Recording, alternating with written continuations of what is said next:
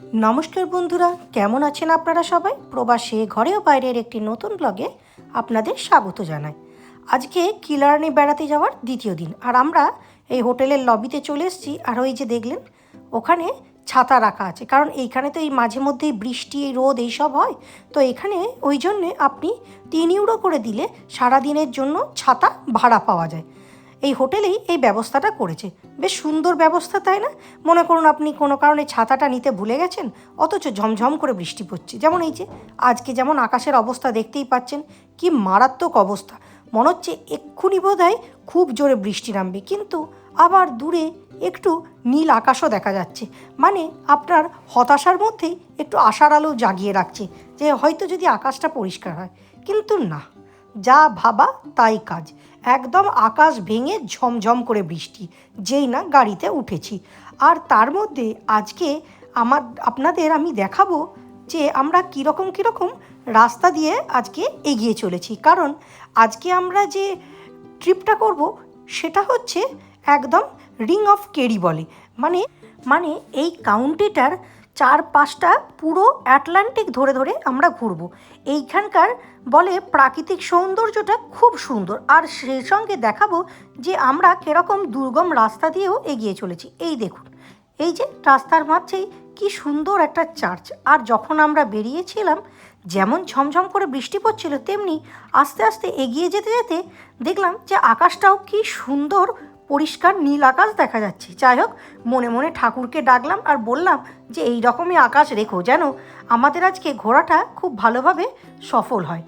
আর এই যে রাস্তাটা দেখতে পাচ্ছেন, এই রাস্তাটা কিন্তু বাসেদের জন্য ওয়ান ওয়ে, কারণ রাস্তাটা এতটাই সরু, আপনি যেই দিক দিয়ে যাবেন সেই দিক দিয়ে আর ফিরতে পারবেন না। তো বলতে বলতেই আমরা চলে এসেছি আমাদের প্রথম গন্তব্যে। এখানে সেই রকমভাবে বলে কোনো আপনি জায়গা পাবেন না, কিন্তু তার মধ্যে কয়েকটা জায়গা আছে খুবই সুন্দর এবং দ্রষ্টব্য স্থান। যেমন এই প্রথমটা হলো লেডিস ভিউ, খুব সুন্দর জায়গা এবং দুদিকে পাহাড়ে ঘেরা, আর তার মাঝখান দিয়েই সমুদ্র। কিছু কিছু অংশ জল ঢুকে গিয়ে এখানে এত সুন্দর দেখতে লাগছে। এই যে আপনি ম্যাপেতেও দেখতে পাবেন যে এটা সুন্দর এক একটা লেক সৃষ্টি করেছে। আর এই লেকগুলো এক একটা এত বড়, আপনার কোনো অংশেই মনে হবে না এটা একটা লেক। মাঝে মধ্যে মনে হবে যে না, এইটা মনে হয় লেক নয়, এটা বোধহয় সমুদ্রই। আর দেখুন, এই রকম পাহাড়ি পথের মধ্যেও এখানকার লোকেরা কি সুন্দরভাবে সাইকেল নিয়ে ওপরে ওঠে। কিন্তু এখানকার একটা নিয়ম আছে, আপনি যখন এরকম কোনো সাইকেল আরোহীকে দেখবেন, তখন কিন্তু তার পাশ দিয়ে আপনি গাড়ি নিয়ে খুব তাড়াতাড়ি পেরিয়ে যেতে পারবেন না। আপনাকে মোটামুটি খানিকটা ছেড়েই তাকে ওভারটেক করতে হবে, যেখানে জায়গা আছে সেই রকম দেখি। আর দূরে দুটো পাহাড়কে দেখুন, ঠিক যেন একদম মনে হচ্ছে কেউ আকাশে ছবিটা এঁকে দিয়েছে। এত সুন্দর দেখতে লাগছে, কি বলবো। আজকে পুরোটাই আপনি এই রকম সুন্দর সুন্দর দৃশ্য দেখতে পাবেন। আর কত যে নাম না জানা বিচ আর এইসবেতে এসে পৌঁছবো তার ঠিক নেই। সেরকমই আমরা চলতে চলতে একটা চলে এসেছি নাম না জানা বিচের কাছে।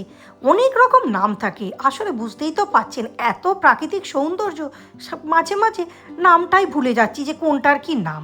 আর তার মধ্যে এরকম সুন্দর নীল আকাশ আর সুন্দর নীল জল, মনটা দেখে এত ভরে যাচ্ছে, কি বলবো।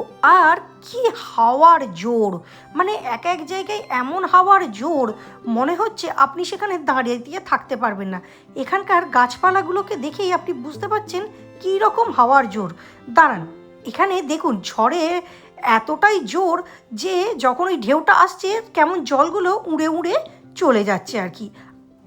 তো ওই বিচ থেকে আমরা বেরিয়ে পড়েছি এবং আরও যাচ্ছে পরের গন্তব্যের দিকে এগিয়ে যাওয়ার জন্য। আর একটা জিনিস দেখুন, এইখানকার রাস্তাটা কি সরু, মানে জাস্ট আপনার এই একটা গাড়ির মতোই চওড়া, তাও নয় পরিষ্কার করে, একদম আপনাকে পুরো ধার ঘেঁষে ঘেঁষে যেতে হবে। আর এই ঠিক ডান দিকেই আপনার হচ্ছে আটলান্টিক মহাসাগর। মানে এই রাস্তা দিয়ে আপনি যখন ড্রাইভ করবেন, আলাদাই একটা সৌন্দর্য আর উপভোগ করবেন। মানে মন প্রাণ আপনার পুরো ভরে যাবে।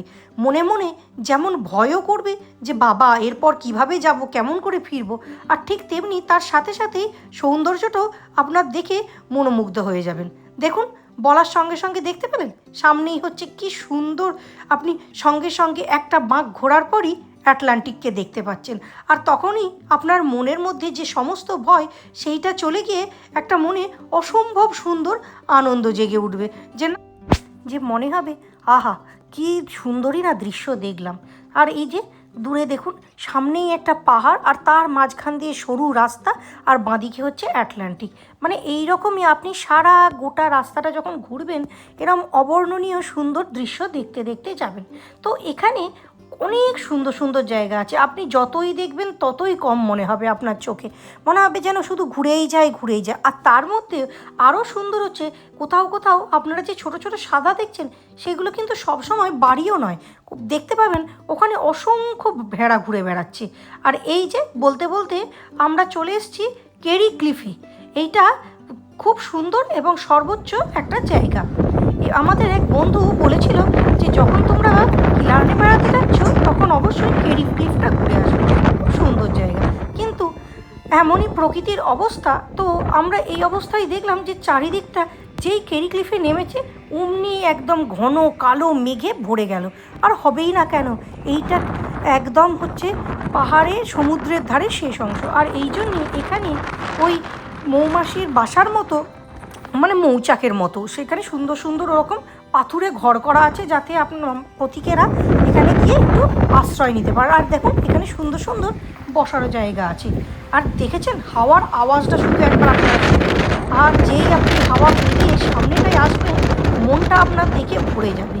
আর এরও ওপর দিয়ে ডান দিক দিয়ে আরও উঁচুতে যে আরও সুন্দর সুন্দর ক্লিফ ওয়াক আছে, মানে আপনি পাহাড়ের ধার ধরে ধরে এগিয়ে যাবেন। কিন্তু এমনই প্রকৃতির অবস্থা যে আমরা সেই রাস্তা ধরে আর এগিয়ে যেতে পারলাম না, কারণ যেমন আকাশ বেয়ে ঝমঝম করে বৃষ্টি তেমনি হাওয়া।